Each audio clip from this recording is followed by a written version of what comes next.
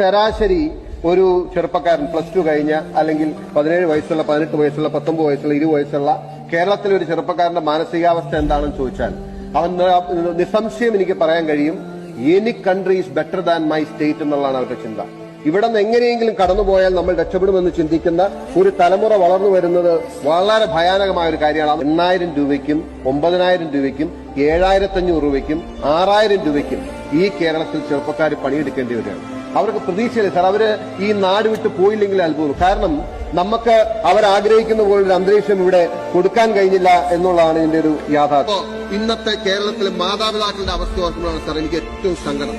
ഇവിടെ സ്വന്തം അച്ഛനെയും അമ്മയും ഒരു ബംഗാളിയെ നോക്കാൻ ഏൽപ്പിച്ചിട്ട് UK സാഹിത്യത്തിന് മരുന്നെടുത്തു കൊടുക്കുകയും അവരെ കുളിപ്പിക്കുകയും അവരുടെ കാര്യം നോക്കുകയും ചെയ്യുന്ന ഒരു മകൻ അവിടെയാണ്. അച്ഛനോടും അമ്മയോട് സ്നേഹം ഇല്ലാത്തതുകൊണ്ടല്ല, some reasons, socio economic political reasons ആണ് ആ കുട്ടി ഇവിടെ നിന്ന് പോകാനും അച്ഛനും അമ്മയും വാർദ്ധക്യത്തിന് ഈ ബംഗാളിയെ ഡിപ്പെൻഡ് ചെയ്ത് ജീവിക്കേണ്ടത്. ഇതാണ് കേരളത്തിന്റെ ശരാശരി സാഹചര്യം. ഏറ്റവും കൂടുതൽ IT വിദ്യാഭ്യാസം നേടിയ ചെറുപ്പക്കാരുള്ള നാട് അത് കേരളത്തിലേക്ക് വരുമായിരുന്നത് ഈ കേരളത്തിന്റെ അതിർത്തിയായ കാസർഗോഡും കന്യാകുമാരിയിലും തടുത്തു നിർത്തിയത് ഒരു പ്രത്യയശാസ്ത്ര പിടിവാശിയായിരുന്നു. പ്രത്യയശാസ്ത്ര പിടിവാശിയുണ്ട്. അതുകൊണ്ട് ഇവിടുത്തെ ചെറുപ്പക്കാര് they are socially frustrated, they are economically frustrated, they are politically frustrated. നമ്മൾ ഡിസ്കസ് ചെയ്യാൻ ഡിബേറ്റ് ചെയ്യുന്ന കാര്യങ്ങൾ എന്താണ് സർ? നമ്മളിവിടെ ആർക്കും വേണ്ടാത്ത ജാതിയും മതവും എല്ലാം